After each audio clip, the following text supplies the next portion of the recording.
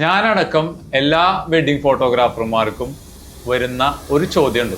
എത്രയാണ് നിങ്ങളുടെ പ്രൈസും പാക്കേജസും? നിങ്ങളുടെ റേറ്റ് എത്രയാണെന്നുള്ളതാണ് ആദ്യം അറിയേണ്ട കാര്യം. ഞാനൊരു കാര്യം നിങ്ങളുടെ അടുത്ത് ചോദിക്കട്ടെ. നമ്മളൊരു പ്രൊഡക്റ്റ് വാങ്ങുകയാണെങ്കിൽ നമുക്ക് ഇത് ഡയറക്റ്റ് കമ്പയർ ചെയ്യാം. ഇപ്പോൾ ഒരു ടെലിവിഷൻ, ഇത്ര 55 ഇഞ്ചിന്റെ ഒരു ടെലിവിഷൻ, ഇന്ന ബ്രാൻഡ് ഏകദേശം ഒരേ ഫീച്ചറുള്ള ഒരു സാധനം നമുക്ക് ഡയറക്റ്റ് ആയിട്ട് കമ്പയർ ചെയ്യാൻ പറ്റും. അതേസമയത്ത് നമ്മൾ എങ്ങനെയാണ് ഒരു ഫോട്ടോഗ്രാഫറെ മറ്റൊരു ഫോട്ടോഗ്രാഫറുമായിട്ട് കമ്പയർ ചെയ്യുന്നത്? ഈ ഫോട്ടോഗ്രാഫേഴ്സിനെ ഡിഫറൻഷിയേറ്റ് ചെയ്യുന്നത് എന്താണ്? ഇതൊക്കെ മനസ്സിലാക്കിയാലല്ലേ നമുക്ക് ഈ പ്രൈസ് കമ്പയർ ചെയ്യാൻ പറ്റുള്ളൂ. അപ്പൊ അങ്ങനെ ഒരു കമ്പാരിസൺ പോസിബിൾ അല്ല. നിങ്ങൾ 10 ഫോട്ടോഗ്രാഫർമാരോട് റേറ്റ് ചോദിച്ചാൽ 10 ഡിഫറെന്റ് റേറ്റ് ആണ് കിട്ടുക. കാരണം അവനവന്റെ പ്രൈസും വാല്യൂം നിശ്ചയിക്കുന്നത് അവനവനാണ്. ഞാൻ എനിക്ക് ഇടുന്ന വിലയാണ് എൻ്റെ പ്രൊഡക്റ്റിന്റെ വില, അതായത് ഞാൻ കൊടുക്കുന്ന സർവീസിന്റെ വില.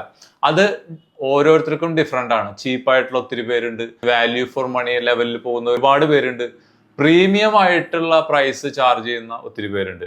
അപ്പൊ അവരുടെ പ്രൈസിങ് നിശ്ചയിക്കുന്നത് അവർക്കുള്ള ഡിമാൻഡാണ്. അപ്പൊ ഈ ക്വാളിറ്റീനെ ക്രൈറ്റീരിയ എന്താണെന്ന് ചോദിച്ചാൽ അത് നിങ്ങൾ ആ ഫോട്ടോഗ്രാഫറുമായിട്ട് വർക്ക് ചെയ്യുമ്പോൾ കിട്ടുന്ന എക്സ്പീരിയൻസും ഫീലിംഗുമാണ്. ഞാൻ എപ്പോഴും പറയാറുണ്ട്, നമ്മളൊരു ഫോട്ടോ ഭയങ്കര ഇമ്പോർട്ടൻ്റ് ആകുന്ന എപ്പോഴാന്ന് വെച്ചാൽ ആ ഫോട്ടോ എടുക്കുന്ന സമയത്ത് നമുക്ക് എന്ത് ഫീൽ ചെയ്തു എന്നുള്ളത് ഭയങ്കര ഇമ്പോർട്ടൻ്റ് ആണ്. അതല്ലാതെ നമ്മൾ തീരെ കംഫർട്ടബിൾ അല്ലാത്ത ഒരു ഫോട്ടോഗ്രാഫർ നമ്മുടെ ഒരു ഫോട്ടോ എടുത്തു കഴിയുമ്പോൾ നമുക്ക് ഫീൽ ചെയ്യുന്നത് എന്താണോ അതേ സാധനം തന്നെ ആ ഫോട്ടോ കാണുമ്പോൾ നമുക്ക് ഓർമ്മ വന്നുകൊണ്ടിരിക്കും. സോ ഇത് ഒരു ക്വാളിറ്റിയാണ്. ഇതേപോലെ 100 കണക്കിന് ക്വാളിറ്റീസ് ഉണ്ട്. അപ്പം നിങ്ങളുടെ ഫോട്ടോഗ്രാഫറെ പിക്ക് ചെയ്യുന്ന സമയത്ത് പ്രൈസ് പ്രധാന ഒരു ക്രൈറ്റീരിയ ആയിട്ട് വെക്കാതിരിക്കുക.